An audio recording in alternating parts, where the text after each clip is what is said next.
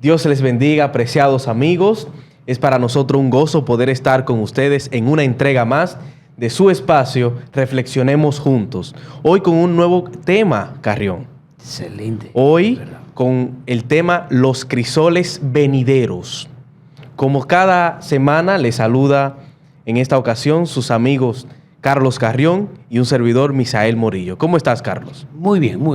Contento de estar acá, siempre con ese ánimo, entusiasmo de compartir estas enseñanzas con todos los que nos escuchan. Con todos nuestros amigos. Exacto.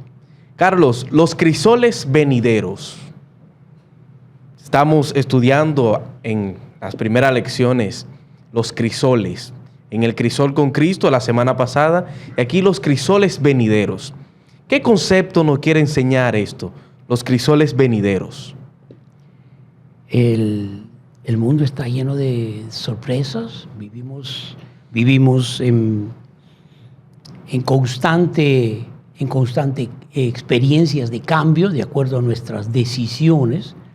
Cada resultado, cada consecuencia de lo que nosotros hacemos tiene sorpresas.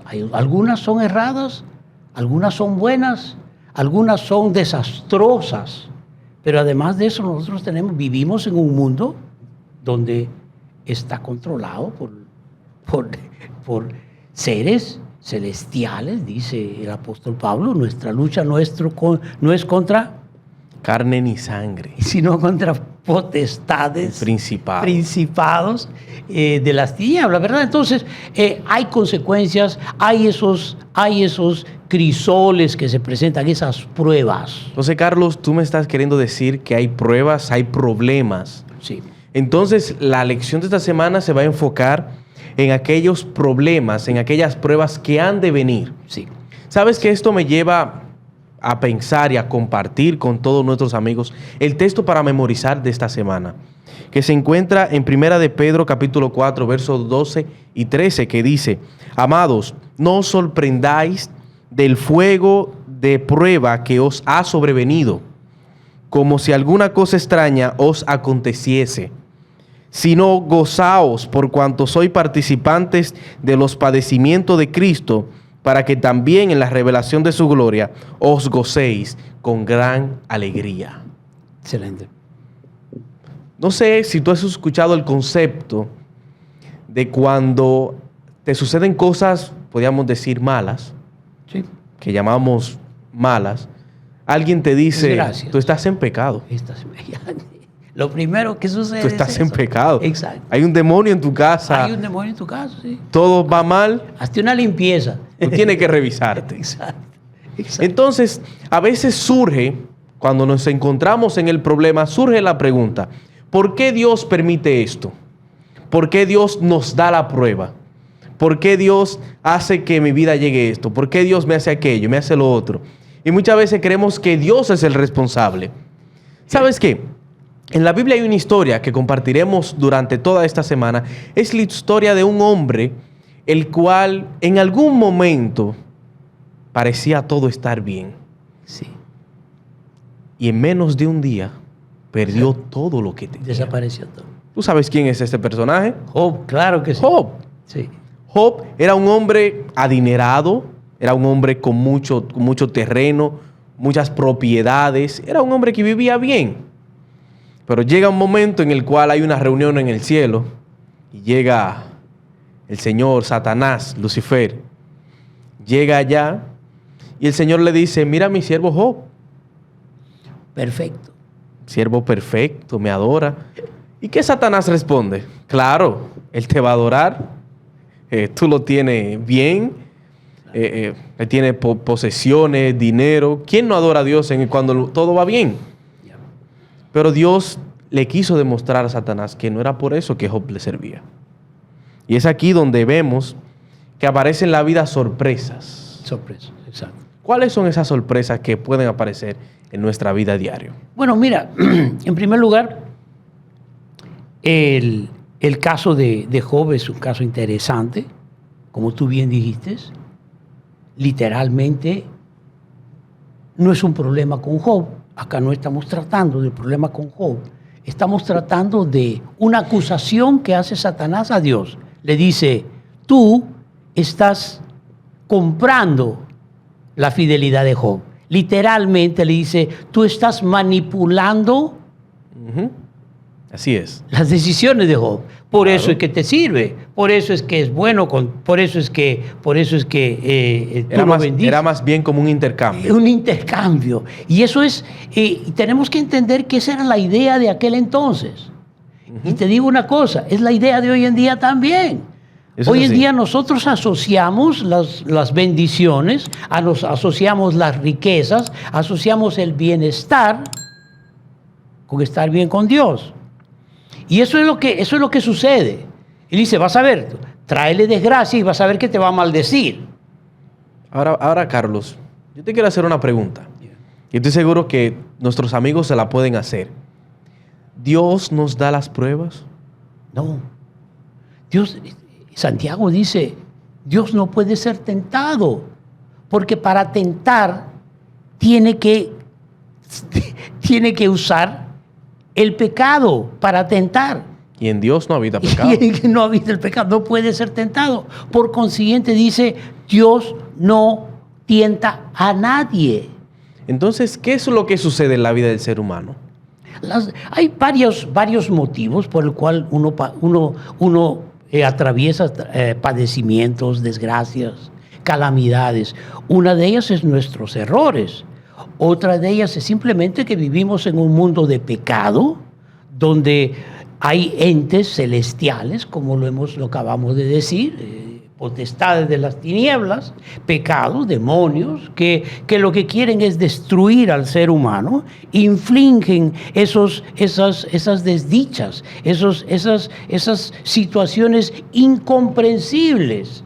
El accidente que no tiene comprensión, la caída de un avión que no tiene comprensión, miles y miles de gente que salen a las calles para ir de un país a otro, tratando de salir de las necesidades y desgracias que tienen. ¿Qué explicación tiene? ¿Será que vivimos en un mundo donde un Dios que verdaderamente es capaz de infligir tal terror, tal desgracia, con tal de darnos una lección, con tal de probarnos? ¿Qué clase de Dios es eso? Tenemos un Dios que se deleita en ver nuestro sufrimiento. Exacto. ¿Qué Dios qué padre le da a un niño una navaja? Para que el niño aprenda que no debe de usar la navaja para que se corte. Y después de que se corta, decir, no, yo lo puse ahí porque quise probarte.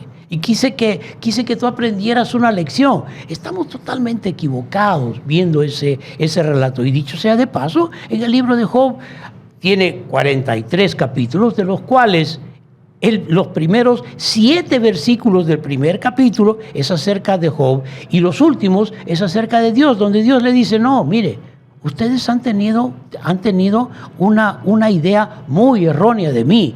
Yo no soy la persona que ustedes piensan que soy. Yo no estoy andando dándole pruebas a la gente para ver si son fieles o no.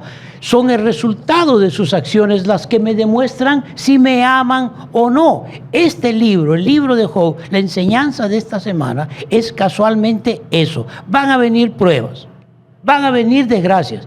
No sabemos de dónde pueden venir. Pueden ser decisiones nuestras, pueden ser decisiones de los que nos rodean, pueden ser muchas cosas, pero tenemos a un Dios que está cerca de nosotros. Sabes que no existe, desde Génesis hasta el Apocalipsis, no existe un solo versículo en la Biblia que sustente que nosotros vamos a estar libres de prueba. Absolutamente. Sin embargo, sí sustenta que en medio de la prueba tenemos la garantía de una salida, que es Cristo Jesús. Es Cristo Jesús. La semana pasada estábamos conversando con Benjamín acerca de el Salmo 23.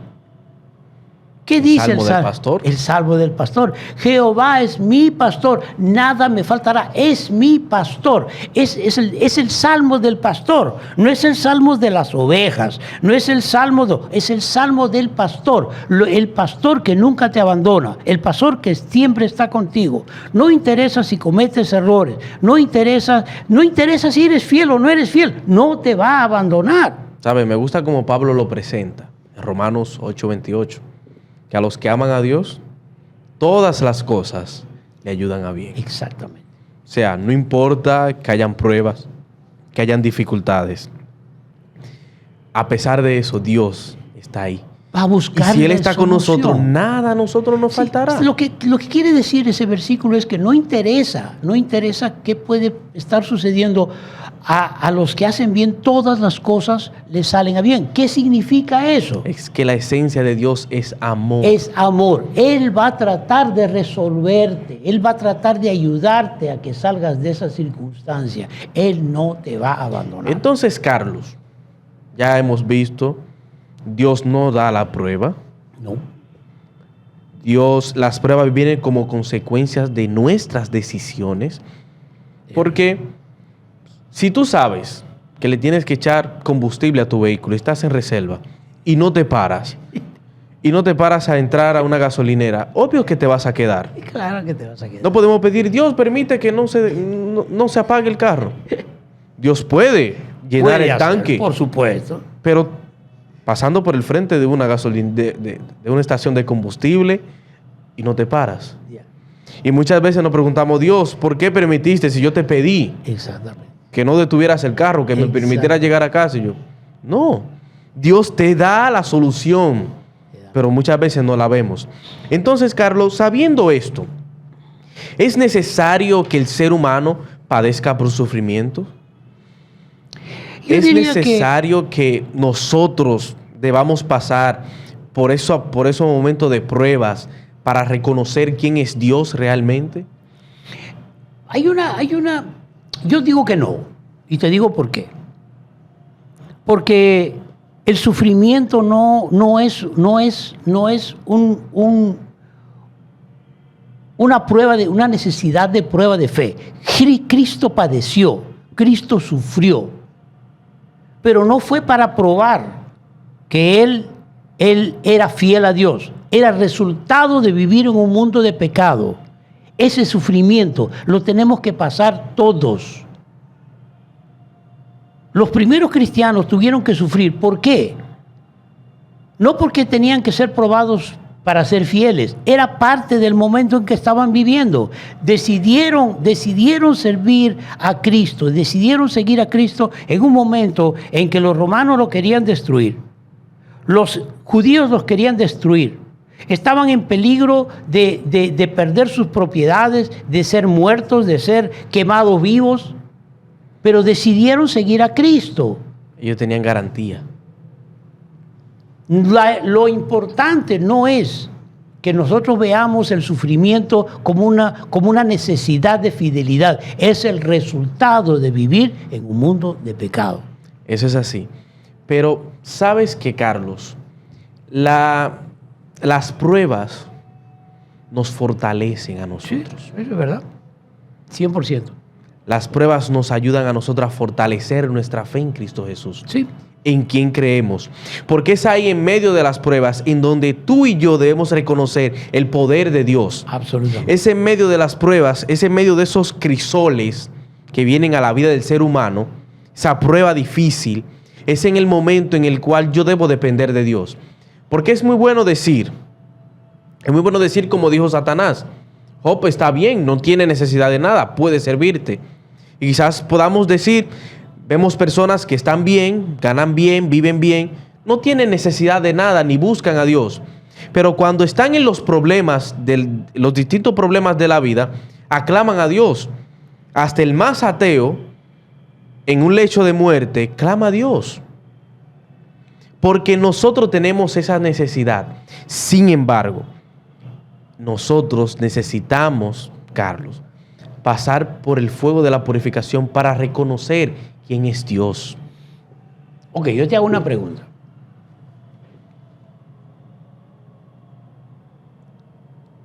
¿Puede un ser humano probar su fidelidad sin necesidad de pasar pruebas? No. No puede. Mientras todo está bien, no pasa nada. Y si el resultado de tus decisiones son buenas, no vas a ser probado entonces. No. Pero es Pero que él como está ser haciendo humano, bien. como seres humanos, teniendo una naturaleza pecaminosa, estamos dados a caer. Exactamente. Y sabes- Eso es lo que hay que saber. Y sabes que en el Exacto. problema, bueno, en la vida de Job, el problema no era lo que le pasaba a Job, lo que le llegó a pasar. Porque a Job perdió sus hijos, perdió sus bienes, perdió todo en cuanto tenía, solo le quedó su esposa. Que digo, Que Dios después debió la dejó. quitársela. Pero fue lo único que le quedó. Job nunca negó el nombre de Dios, Exactamente. porque Job conocía a Dios. Vinieron Amaba sus a Dios. amigos, lo cuestionaron. Sin embargo, Job sabía que ese sufrimiento no venía de parte de Dios. Exactamente. Y eso es lo Así que mismo. nosotros debemos tener bien claro en nuestra mente. Los sufrimientos de esta vida no es Dios que lo produce. No es Dios. No es meramente Dios que lo permite. No. Ahora, Dios sí quiere que en los momentos de prueba nosotros glorifiquemos su nombre, honremos su nombre, permitiéndole a Él ayudarnos en medio del problema. Exactamente.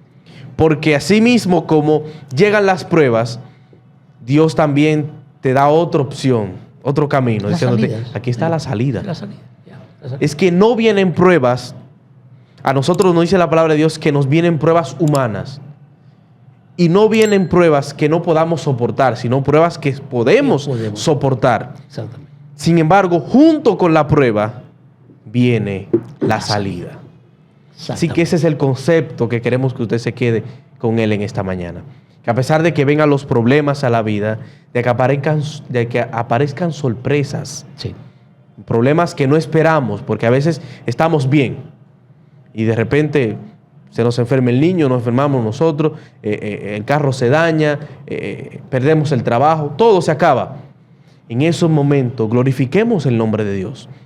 Porque Siempre. asimismo como somos partícipes de los padecimientos que tuvo Cristo aquí en la tierra, seremos partícipes de la gloria venidera allá en el reino de los cielos. Amén. Que Dios les bendiga, mis queridos amigos.